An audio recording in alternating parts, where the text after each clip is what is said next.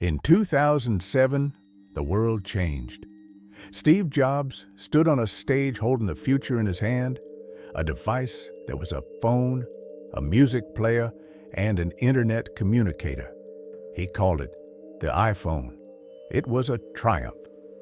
But before this victory became reality, Apple endured one of the loudest and most instructive failures in its history. We are the failed futures. And today, we journey back to 1993 to examine the true yet forgotten ancestor of every smartphone. This is the Apple Newton, a device that was too brilliant, too ambitious, and ultimately too much of a failure. The Newton was not just a bad product, it was a failed future in its purest form, a utopian vision ahead of its time, which showed Apple and the world the true cost of progress. In the late 80s, when the personal computer was just consolidating its position, Apple's CEO at the time, John Sculley, dreamed of the next step. He believed the future belonged to the Personal Digital Assistant, or PDA. Sculley even coined the name Newton, naming the project after the great thinker Isaac Newton. This was an attempt to free us from the desktop, a device you could carry with you, which would assist you like a personal secretary. The technologies embedded in the Newton were truly revolutionary for their time.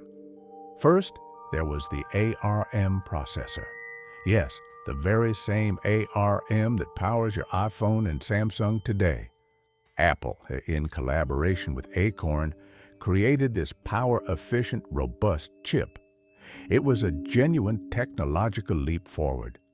Second, the Newton OS, a revolutionary operating system built on object-oriented programming.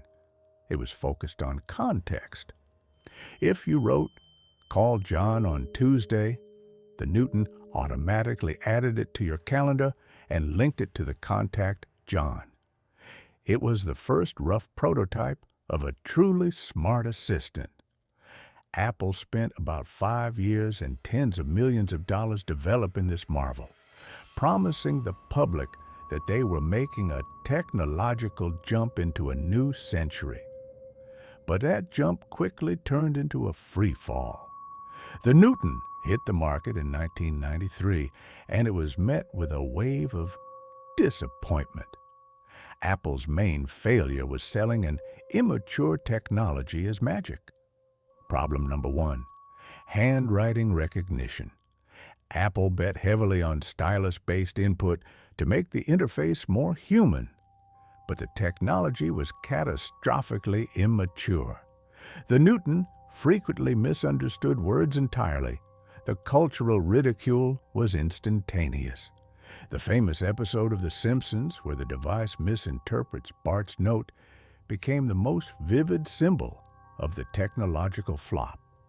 Human speech and handwriting proved far more complex than Apple's engineers had anticipated. Problem number two, price and size. The Newton MessagePad was enormous for a portable device, a real brick. It weighed about a pound and frequently required replacement of expensive batteries. And the price? Around $700 to $1,000. This was the price of a decent desktop computer. Apple promised a tool for everyone, but delivered an expensive beta version for early adopters. And as often happens on the dark side of progress, audience expectations were shattered, and the technological vanguard quickly became a corporate joke.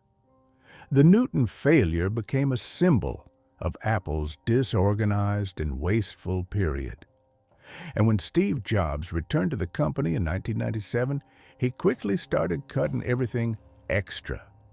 The Newton was one of the first projects on the list. Jobs hated the Newton.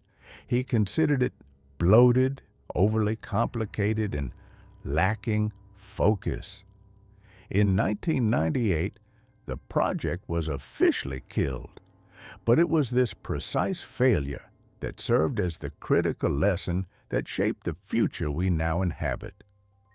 The Newton failure taught Jobs three things that became the foundation of the iPhone. The input lesson: if the handwriting recognition technology doesn't work, don't release it. Get rid of the stylus. Jobs famously quipped, "We have the 10 best styluses in the world, our fingers." Thus, the iPhone's touch interface was born. The focus lesson: don't create an all-in-one device that tries to do everything. The iPhone was tightly focused: a phone, an iPod, and an internet device. The design lesson: a portable device must be sleek and elegant, not bulky and cumbersome. The Newton technology did not vanish entirely. The team that worked on its operating system later founded a company that Apple acquired to build their own chips for the iPhone and iPad. Thus, the failed hardware and software of the Newton became the foundation for a future technological triumph. The Apple Newton is the perfect exhibit for our channel. This is a story not about a lack of vision, but about its excess. It was a brilliant prototype that was pushed to market as a finished product. It failed because Apple tried to solve 21st century problems with late 20th century tools.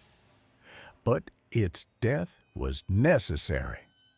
Sometimes, to achieve the greatest breakthrough, the world must first endure a loud and embarrassing failure.